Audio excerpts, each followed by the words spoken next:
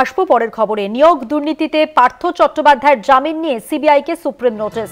দুই বিচারপতির division bench বক্তব্য চাইল সিবিআই এর।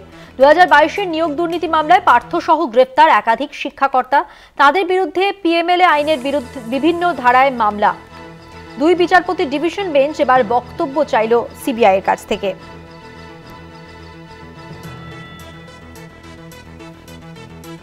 নিয়োগ দুর্নীতিতে পার্থ চট্টোপাধ্যায়ের জামিন নিয়ে সিবিআইকে সুপ্রিম নোটিশ। দুই বিচারপতির ডিভিশন বেঞ্চ বক্তব্য চাইল সিবিআই এর কাছে। 2022-এর নিয়োগ দুর্নীতি মামলায় পার্থ চট্টোপাধ্যায় সহ গ্রেফতার একাধিক শিক্ষাকর্তা, তাদের বিরুদ্ধে পিএমএলএ আইনের বিভিন্ন ধারায় মামলা।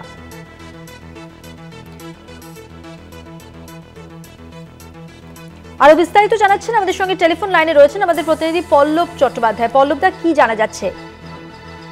দেখো, পার্থবাবুকে 2022 সালে সিবিআই শিক্ষক এবং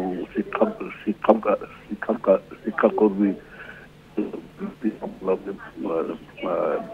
ধরে এবং পরবর্তীকালে ইডিও সে তার বিরুদ্ধে অভিযোগ নথিবদ্ধতা করেছিল। ইতিমধ্যে সুপ্রিম কোর্ট তাকে ইডির মামলাতে কিন্তু জামিনটা দিয়ে দিয়েছে এবং সেই জামিন এই মাসের 1 তারিখ থেকে কিন্তু তোমার কার্যকর হবে বলে আদালতে জানিয়ে দিয়েছিল। এই অবস্থায় সিবিআই যে মামলাটা এনেছিল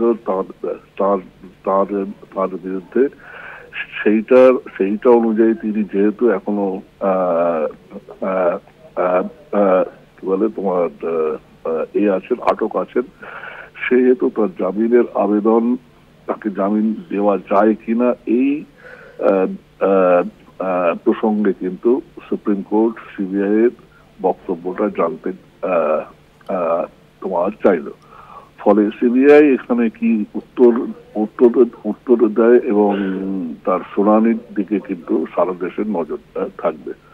হ্যাঁ, ধন্যবাদ। কথা বললাম প্রতিনিধি পল্লব চট্টোপাধ্যায়ের সঙ্গে।